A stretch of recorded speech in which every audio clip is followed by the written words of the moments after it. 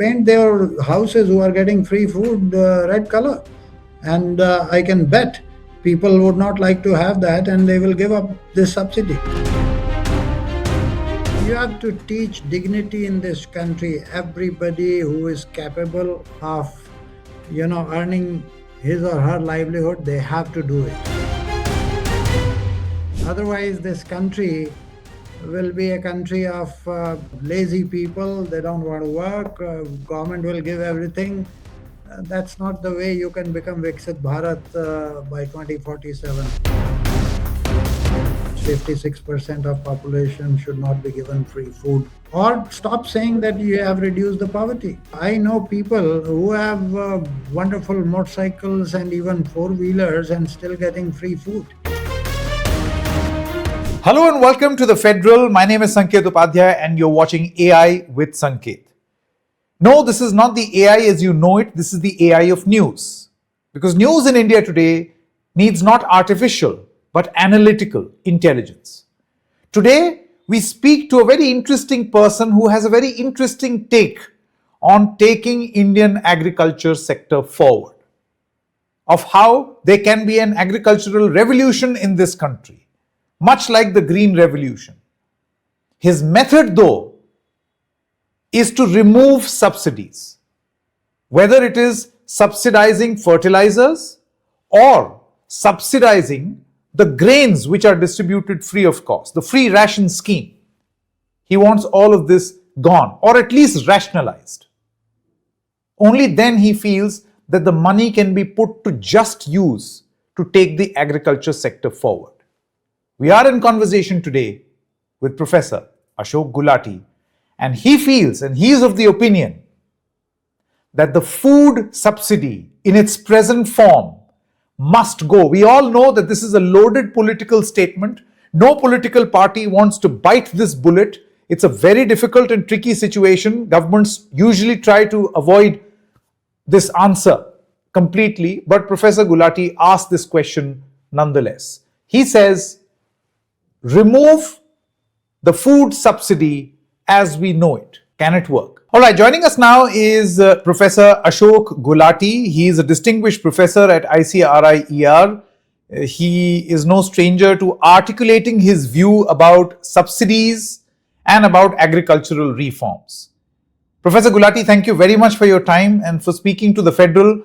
We read your article, your opinion piece in the Indian Express, and also books that you have written on this subject, where you feel that yes, we want agricultural reforms, but subsidies are not a way to bring about reforms. Would you like to elaborate for our audience, sir? Sure. Thanks for having me on your show first. Let me talk about subsidies in the union budget first, because there is a subsidy also a lot in the state budget, power subsidy in particular. But let's talk about the union budget first. This year, the food subsidy is going to be roughly hovering around 2.25 lakh crores. And then there is going to be a fertilizer subsidy anywhere from 1.95 to 2 lakh crores. So the two together are like 4 lakh crore plus 4,20,000, 25,000 crores. That's roughly. This is in a budget of 51 lakh crore. So it's about 8.5% of the total union budget. Now, food subsidy, if you take, this is for the consumer. I have no problem when you are giving free food to those who are on the verge of extreme poverty, cannot afford to earn for their living, and you have to save them, right? That poverty definition of extreme poverty, as per the World Bank definition of $3 a day per purchasing power parity per capita per day, only 5.3% of Indians are below poverty as per the World Bank, which compares with other countries. Even if you take it the higher poverty definition of $4.20, then about 24% of India's population is poor. Now, Mr. Vajpayee, with whom I had the privilege of working, he had a formula that Antodaya, those who are extremely poor, they should get free food. But those who are under BPL, below poverty line, so even if the augmented poverty line is considered, they should pay at least half the minimum support price. And those who are above that should pay 90% of the minimum support price. So I thought that is a very good way of proceeding forward because you are giving to 56% of the population free food. This is a huge, huge. Either you say that India is so poor that 56% of the people cannot afford food at all, and then you want to give free food. I feel you need to gradually reduce this 56% to 40%, 25%, 15%, and use that saved money to give them skills. You know, the old saying is that you teach a person how to fish rather than giving him a fish every day.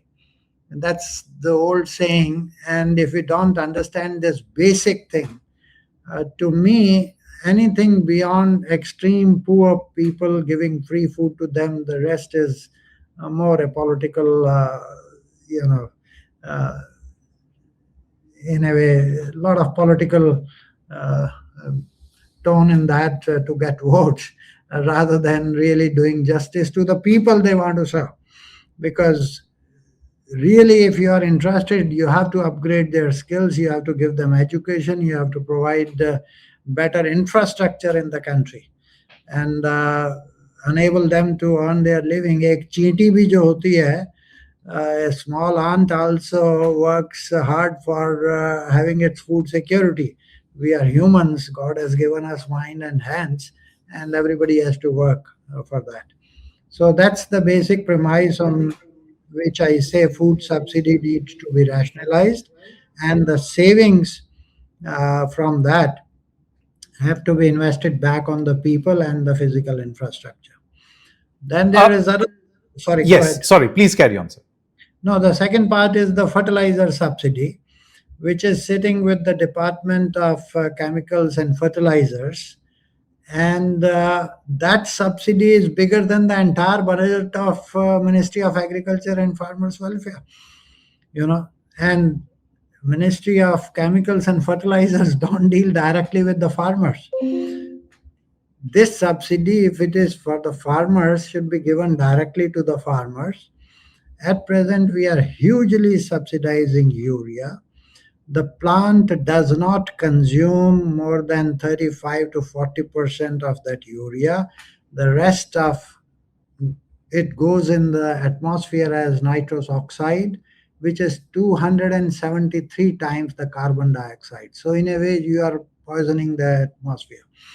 Or it leaches into the underground water, and nitrate content is becoming very high. It is making the groundwater non-potable, causing diseases like even thyroid, diabetes, and even in Punjab they say even cancer is being caused by excessive use of these.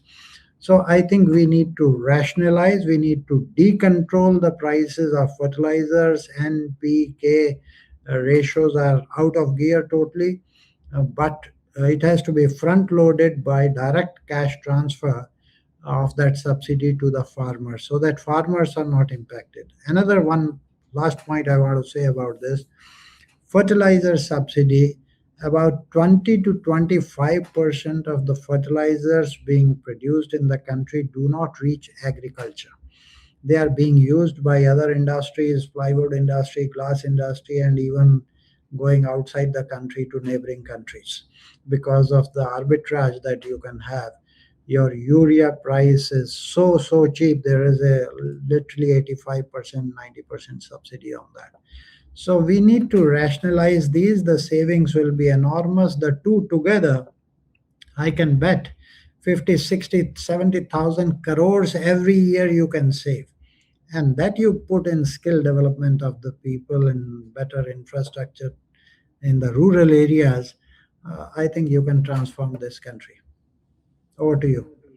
Professor Gulati, you mentioned some very interesting points on how to redirect the money which is being utilized right now into a more sustainable form of uh, bringing about agricultural reforms. Let's deal with them one by one. Mhm. Number one is free food, right? We Mhm. know that in the backdrop of COVID, it had become a reality. But we Mhm. also know that COVID is long gone, and right now, free food being given, free ration, Labharthi Yojana, has become a political tool rather than a tool of economic upliftment. Right. Do you feel that the situation is conducive enough to let go of 56% of the population getting subsidy on food? The issue is more political than economic. Economically, everybody would agree that yes, 56% of population should not be given free food. Hopefully, majority, anybody having economic rationale will go by that. But then politically, any party that is trying to reduce that has to navigate a very, tough terrain, because the opposition will immediately brand them, oh, anti-poor, and all this money is going to the business people, and so on and so forth. So you need to ensure that this money which is saved is going back in the rural areas, the underdeveloped areas. So the credibility that those who have, I know people who have wonderful motorcycles and even four wheelers and still getting free food. I mean, why they should be, if they can afford smartphones and motorcycles and all that, why they should be getting free food? There is a simple question. Professor Gulati, counterpoint. Mhm. Counterpoint. You see, Mhm. it's quite possible that people will misuse this subsidy or this scheme. Mhm. I understand Mhm. that point that you're making.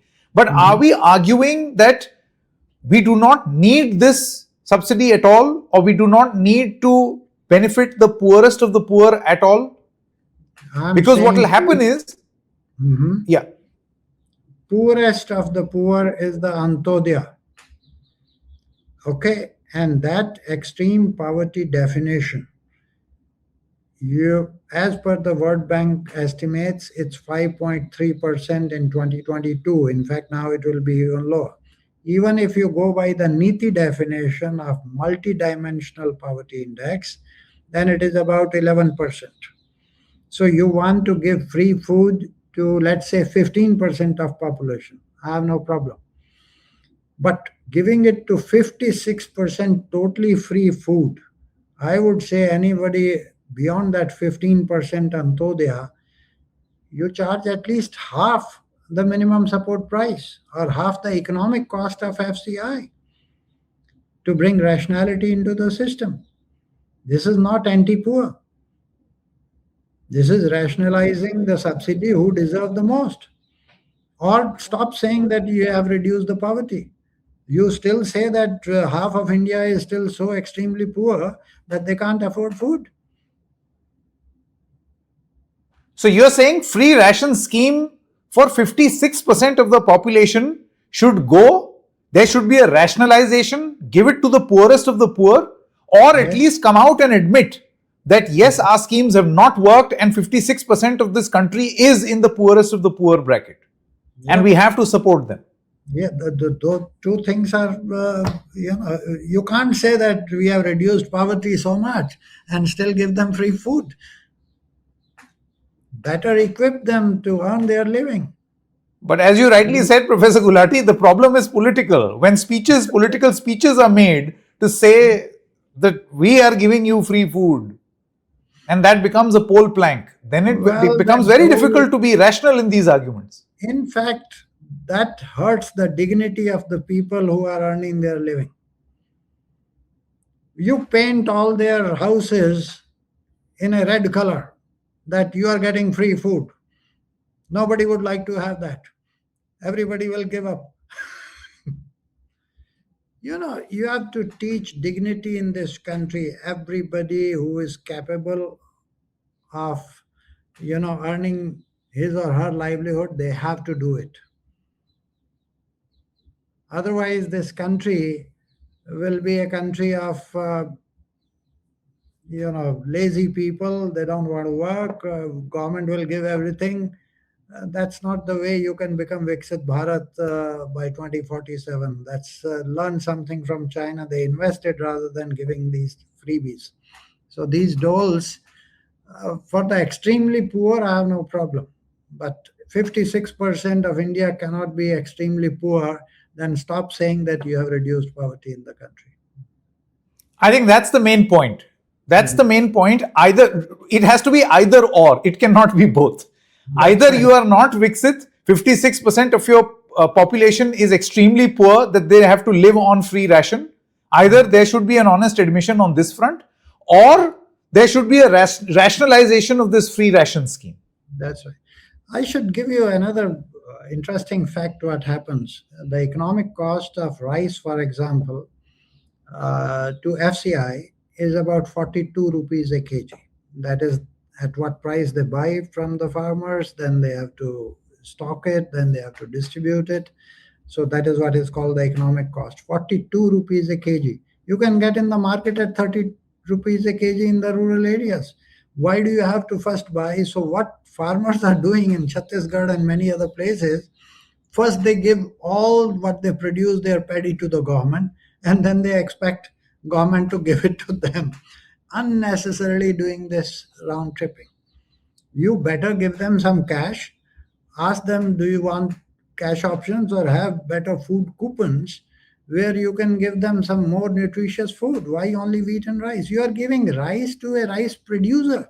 Nothing can be more irrational. They don't need it. They need pulses, they need the oil seeds, they need milk, eggs, and more nutritious things. So you need to create the challenge in this country today is not food security, it is nutritional security. And for that, you have to give them more nutritious food. Either they can buy on their own or give them food coupons for those nutritious products.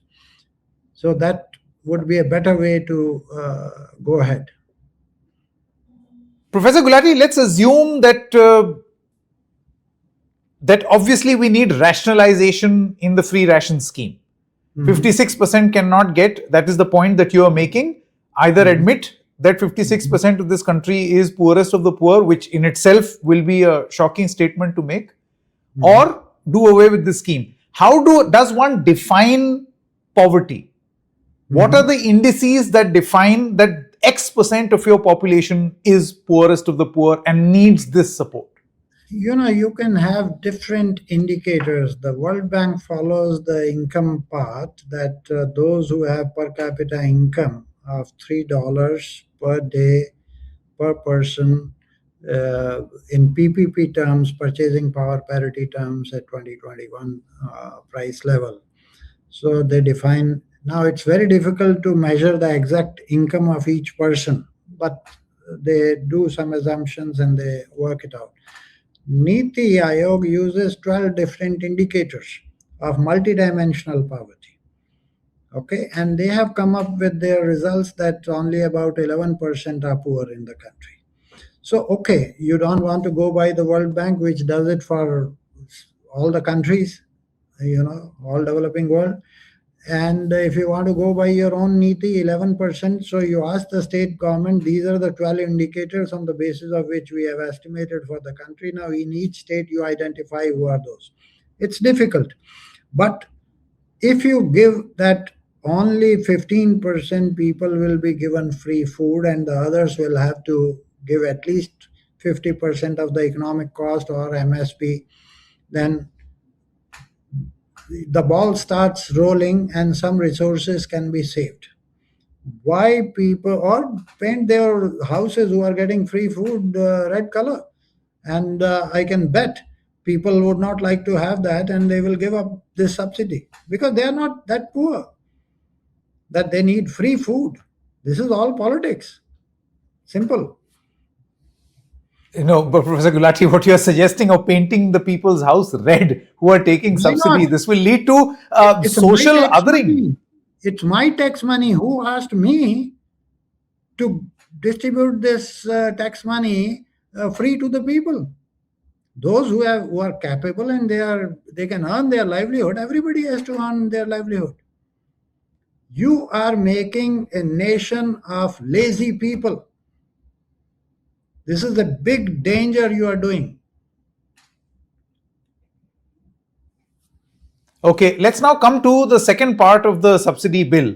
You feel that once you are able to reduce this subsidy burden, you will be able to channelize that money better and put it to better use. That's the crux of the argument that you are making. Yes. You've been making for a very long time. The second part is fertilizer subsidy. Yeah. You referred to two problems here. One is the environmental cost Yes. of using fertilizers, and the other is the burden to the exchequer Yes. with the help of fertilizer subsidy. I would really appreciate if you could elaborate on both these points. It's very important. Because you see, if there is no, Professor Gulati, if say for instance there is no subsidy and yet fertilizer is used, it is still causing harm to the environment. No. The way what is happening is the pricing of macronutrients, that is nitrogen N, phosphate P, and potash K. These three are the macronutrients. Okay. The reality is P and K have been put under nutrient-based subsidy scheme, so there is a limited subsidy for them. But for urea, there is a huge subsidy of about 80-85%. Okay. As a result, farmer is using much more urea compared to P and K. Okay, so the balance of NPK is totally distorted. Totally distorted. At a national level, they say normally it should be optimally 4:2:1. It is today 10:2 something, so it's a hugely distorted. And in states like Punjab or Haryana or Telangana, given what the state universities recommend, what the ratio should be, they are 200% away from that. Okay. Now, what happens then? Overuse of urea leads to greenery in the plant, but underuse of P and K does not give you the grain. That's the problem. So the productivity doesn't increase. You see only greenery. That is one part of the story, that your crop response ratio, what we say 1 kilogram of NPK, if you were using in 1970s, you used to get 13 kilograms of grain. Today you get less than 3 kilograms of grain for the same fertilizer that you use. This crop response ratio has come down, and one of the key reasons for that is imbalanced use of N, P, and K. Then the micronutrients, zinc for example, our soils have become deficient in zinc.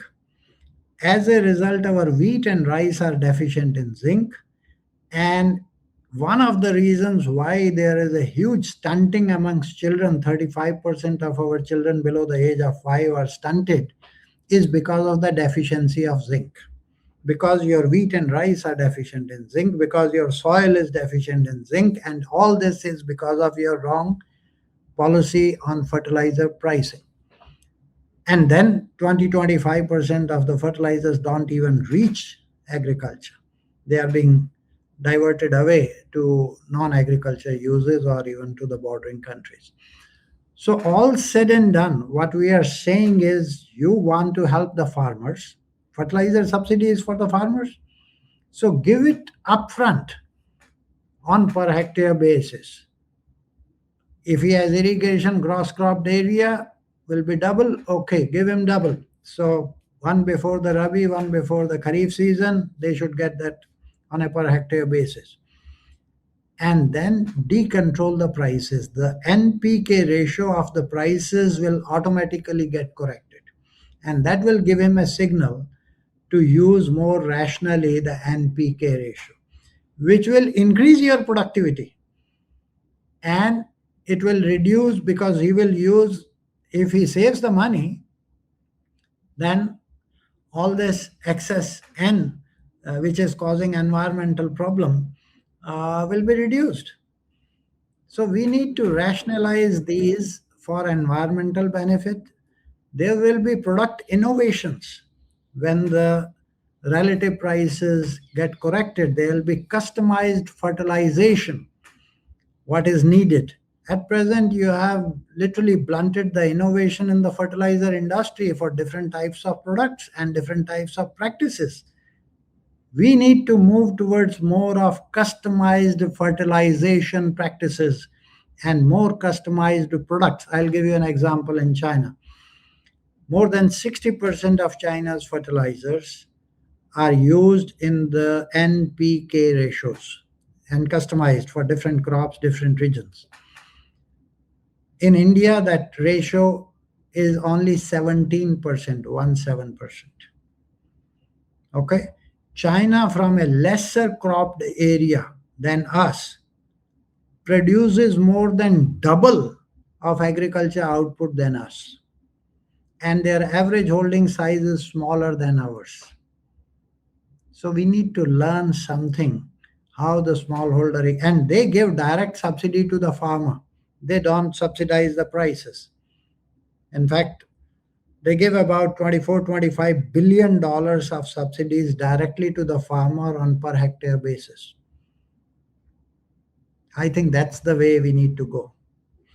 Professor Gulati, why do you think this does not happen in India? I mean, it's Well, not like the government doesn't know of these things, or it has not been suggested. Well, we have been suggesting for a long time. There have been certain issues in the operational part of it. One was the tenant. How do we identify a tenant? Because when you go to the Ministry of Agriculture and you talk to the secretary, they say, we don't know who are the farmers in the country because we go only by land records. And that land record, who has, may be sitting in Canada or Australia or somewhere else, right? And the person who is tilling the land, he doesn't have ownership.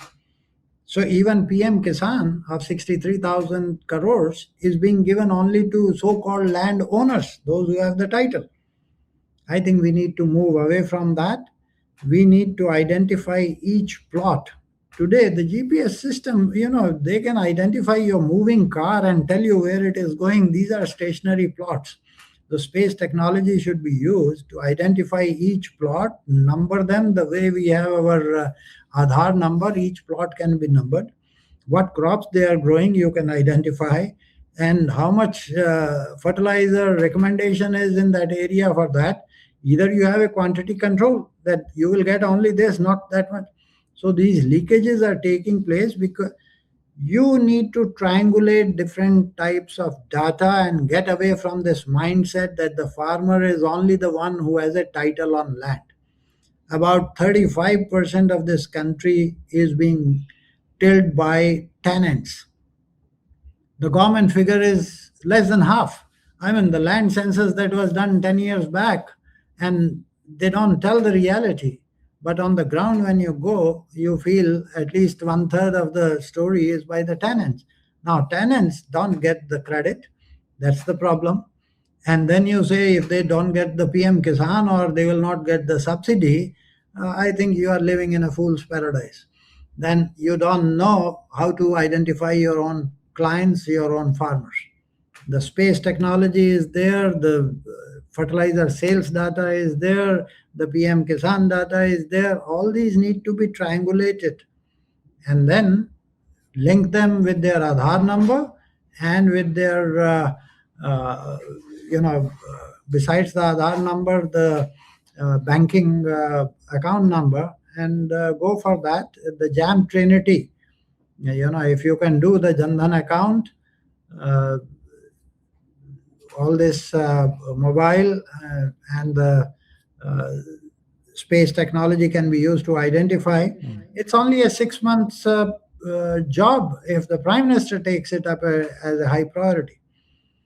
I mean, the way we want to write, all these FTAs and others and how much labor goes in that, why don't we identify our farmers first?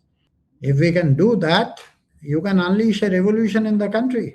Professor Gulati, a fascinating conversation. I'm sure there'll be a contrarian view to what you're saying. We'll entertain that as well. What you have to say is now out there in the public domain. So contrarian views also welcome, but fascinating conversation. Learned a lot. Thank you very much. Politics, everything should be given free. And nowadays, in the name of Didi and whatnot, Ladli Behna, this Behna, that Behna, distribute everything free. You can never make a nation strong through these freebies. These freebies need to be limited, and more investment in education, human resources, skills, and in infrastructure has to be made if you want to become a strong, self-reliant nation. Otherwise, this freebie culture will kill this country. It cannot never rise. Samriddh Bharat, forget about that. With freebies, it cannot be achieved. Anyway. Thank you. Thank you, Professor Gulati, for joining us. Thank you so much. Bye.